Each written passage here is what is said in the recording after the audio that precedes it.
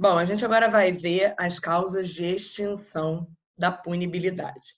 Em primeiro lugar, eu quero te lembrar que a gente vai falar das causas de extinção da punibilidade, mas eu não vou falar de prescrição, porque vai ter uma aula específica sobre prescrição, porque é um tema muito mais difícil. Então, é importante que você tenha aqui a aula relativa à extinção da punibilidade, para depois a gente trabalhar no tocante à prescrição. Bom, como a gente estava falando, a gente analisou, então, no que diz respeito à extinção da punibilidade no rol do artigo 107, que é um rol não taxativo. Ou seja, o artigo 107 do Código Penal traz para você um rol exemplificativo. A gente tem outras causas de extinção da punibilidade apresentadas no Código Penal, tal como você está vendo um exemplo aí, artigo 312, parágrafo 3º. No caso do parágrafo anterior, ou seja, quando você estiver diante de um crime de peculato culposo, a reparação do dano, se for antes da sentença irrecorrível, é uma causa de extinção da punibilidade. Se é posterior, a pena está reduzida da metade. Então, antes do trânsito em julgado, no caso do crime de peculato culposo, atenção, o que é isso? É aquele crime cometido em decorrência da desídia do funcionário público. O funcionário público desidioso simplesmente vai lá e acaba largando alguma coisa da repartição que ele trabalha aberta. Entra alguém, subtrai os bens da administração. Repara, ele queria cometer esse crime? Não, ele não queria cometer esse crime. Mas em virtude desse comportamento desidioso dele, acabou acontecendo um crime no interior da administração. Então, nesse caso, eu tenho a reparação do dano feita pelo funcionário público é causa de extinção da punibilidade. Se porventura isso acontecer após o trânsito em julgado, o juiz da vara de execuções penais é que fará o recálculo da pena. E de que forma? Através de uma simples petição, tá? Bom, primeira causa do artigo 107, então, é a morte do agente. Só quero lembrar mais o seguinte, a jurisprudência no que diz respeito a tributos entende hoje que o pagamento do tributo a qualquer tempo é uma causa de extinção da punibilidade. Então, o pagamento do tributo a qualquer tempo é causa de extinção da punibilidade. Olha lá, isso daí foi a jurisprudência que instituiu. Bom, a morte do agente é uma causa de extinção da punibilidade porque está de acordo com um princípio, que é o princípio da personalidade da pena ou intranscendência. Pelo princípio da personalidade da pena ou intranscendência, a pena não passará da pessoa do condenado. Só quero te lembrar uma coisa. No caso de morte do acusado, o juiz, somente à vista da certidão de óbito e depois de ouvido o Ministério Público, decidirá pela extinção da punibilidade. Atenção ao quê? Atenção, porque quando você estiver diante dessa situação, o STF já entendeu que certidão de óbito falsa não faz coisa julgada material. Ou seja, para o STF, é perfeitamente possível que exista, então, a extinção da punibilidade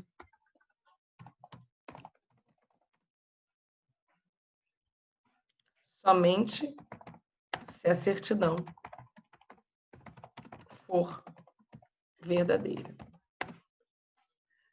Se a certidão for falsa,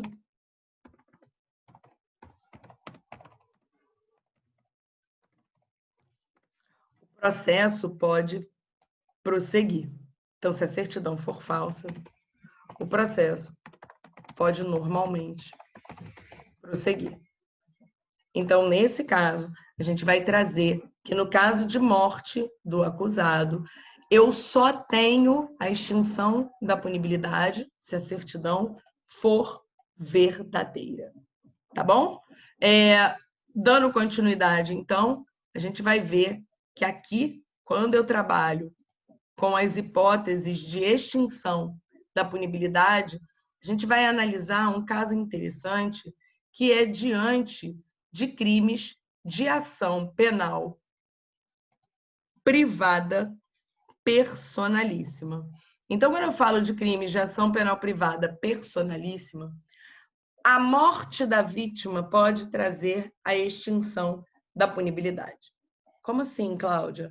A morte da vítima permite a extinção da punibilidade porque, nesse tipo de ação penal, somente a vítima é legitimada para o ajuizamento. Então, só a vítima vai ser legitimada para o ajuizamento daquela ação. Não será possível, excepcionalmente, que cônjuge, ascendente, descendente e irmão ajuizem a ação. Apenas nessa modalidade que a gente vai ver agora, que vem a ser o caso da ação penal privada personalíssima. Então, a gente vai ter como exemplo de ação penal privada personalíssima o induzimento a erro essencial e ocultação de impedimento. Que crime é esse? Na verdade, esse crime é um crime previsto no artigo 236 do Código Penal. Então, o artigo 236 do Código Penal traz assim: contrair casamento, induzindo em erro essencial o outro contraente, ou ocultando-lhe impedimento que não seja casamento anterior. Olha por que ele é um crime de ação penal privada personalíssima. A ação penal depende de queixa do contraente enganado. Então, olha aqui, a ação vai depender de queixa do contraente enganado. Só esse indivíduo pode ajuizar a ação penal. Então, se ele morrer, acabou. Inciso 2 fala da anistia, da graça e do indulto. A gente vai ter a anistia sendo concedida através de uma lei pelo Congresso Nacional. Se ela é uma lei, ela vai ter a característica da generalidade e da abstração. E como ela tem a característica da generalidade e da abstração, ela vai atingir a um grupo de pessoas, vai se referir a fatos por ela cometidos e tem efeitos ex tunc. O que são efeitos ex tunc? Efeitos retroativos. A graça e o indulto fazem parte do poder de clemência do presidente da República. São concedidos através de decreto presidencial. Então, a graça e o indulto fazem parte do poder de clemência, do poder de graça do presidente da República e podem ser concedidos através de um decreto.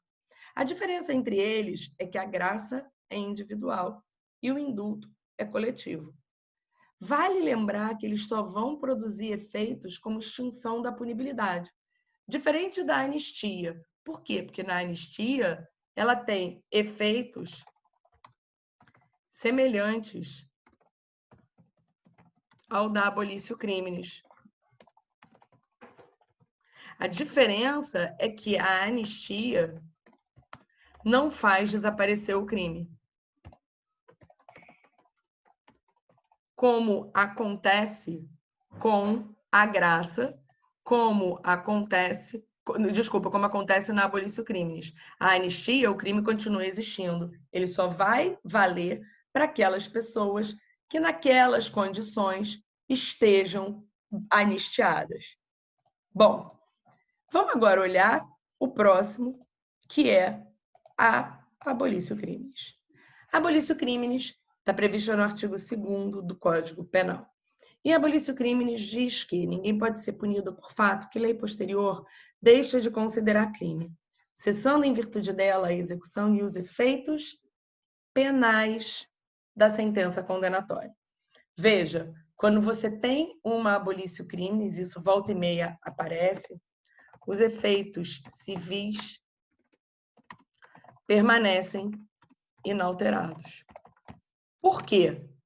Porque os efeitos civis, o pressuposto da responsabilidade civil é a obrigação da lesão a um dever jurídico. Então, a gente vai encontrar que, no âmbito dos efeitos civis, o pressuposto da responsabilidade civil é a violação de um dever jurídico.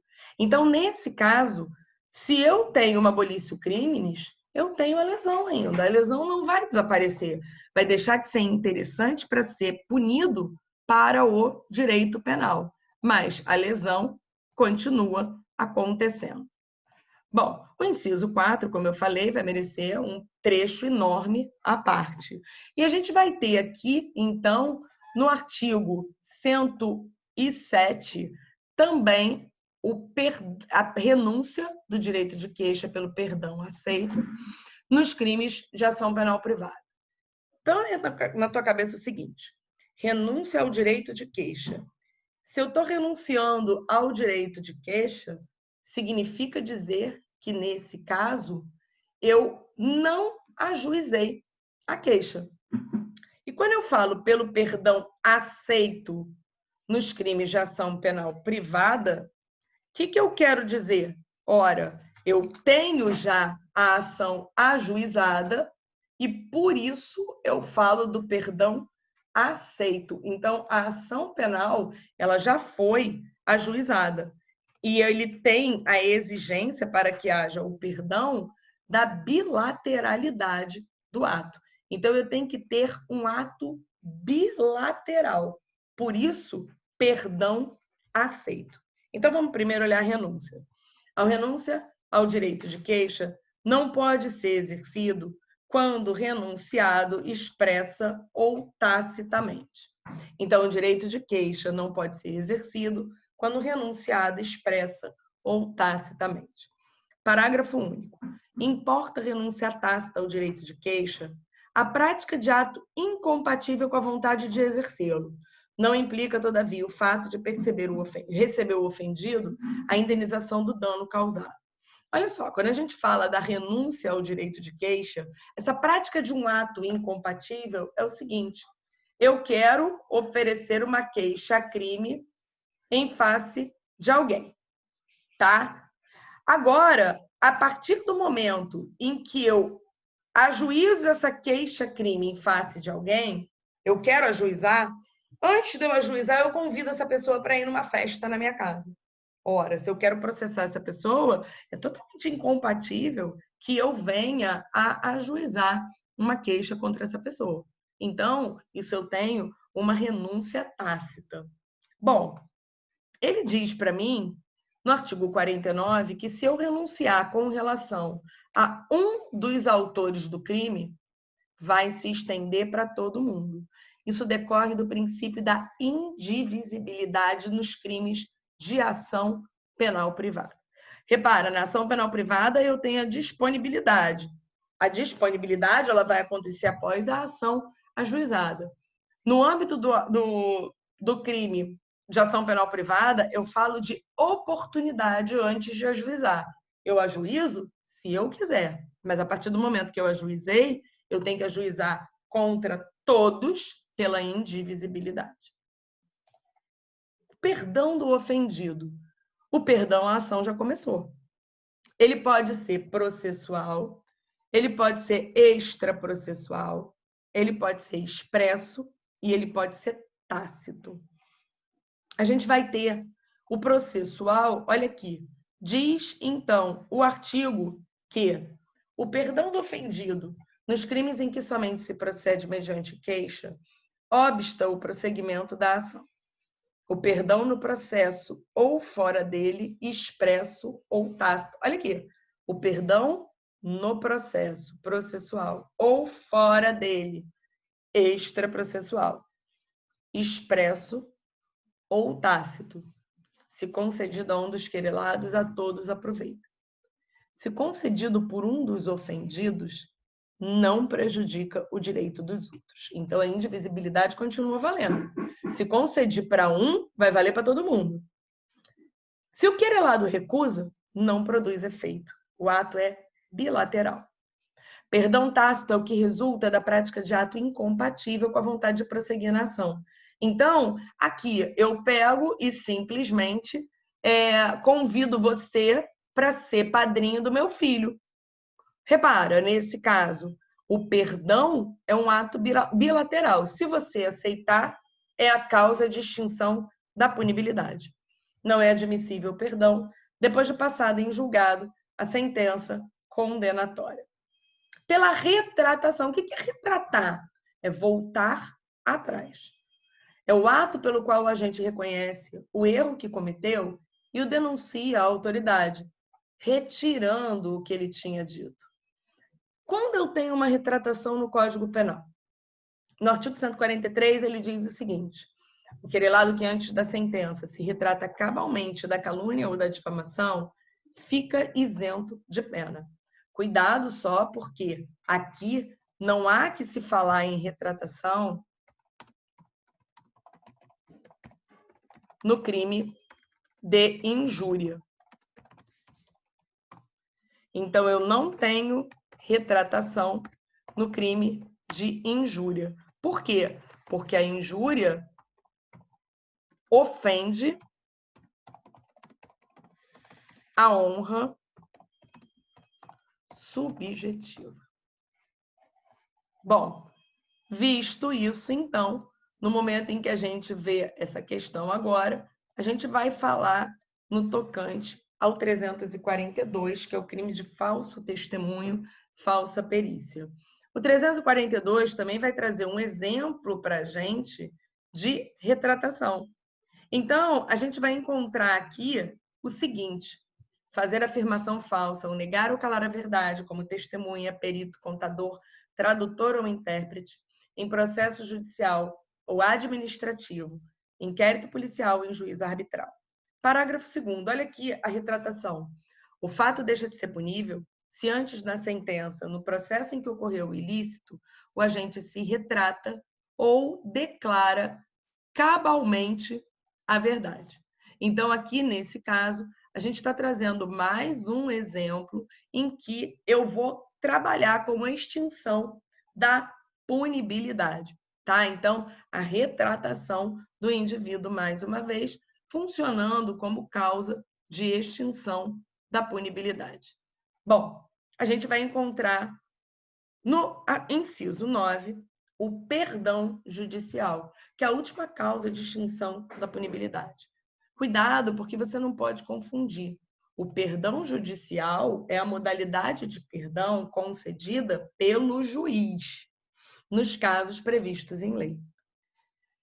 Exemplo, no crime de homicídio culposo, quando a infração penal atinge o agente de tal forma que a sanção é desnecessária. O perdão judicial, então, se relaciona à hipótese de desnecessidade da pena. Você vai ver que somente quando houver expressa previsão legal. Então, só quando houver previsão legal é que vai haver a possibilidade do perdão judicial, tá? Então, atenção aqui por conta disso. Bom, a gente vai trazer aqui o seguinte: natureza jurídica da sentença que vai conceder o perdão judicial. Prevalece o entendimento que aqui a gente está diante de uma sentença declaratória de extinção da punibilidade. Então, nós vamos ter uma sentença considerada declaratória de extinção da punibilidade. Então, quando a gente estiver diante da hipótese de perdão judicial, quando a gente fala que a sentença é declaratória de extinção da punibilidade, significa dizer que ela não vai produzir efeitos na folha de antecedentes do agente. Então, ela não vai produzir efeitos na folha de antecedentes criminais daquele indivíduo. Tá? Então, presta atenção, porque quando você estiver diante de uma situação na qual você encontrar um perdão judicial, se esse indivíduo vier a cometer novo crime, ele não vai ser considerado reincidente. Então, fica atento a isso, tá? No que diz respeito, então, às causas de extinção da punibilidade, não esqueça de ter remissão à súmula 18 do STJ, que é ela que diz que a natureza dessa sentença é de extinção da punibilidade. Bom, no próximo bloco a gente vai começar a trabalhar, então, concurso de agentes. Então, a gente vai perceber que no estudo do concurso de agentes, eu não posso confundir jamais com concurso de crimes. Lembra do que a gente falou? Concurso pressupõe mais de um. Então, quando eu tenho concurso de agentes, mais de um agente. Quando eu tenho concurso de crimes, mais de um crime. Até já.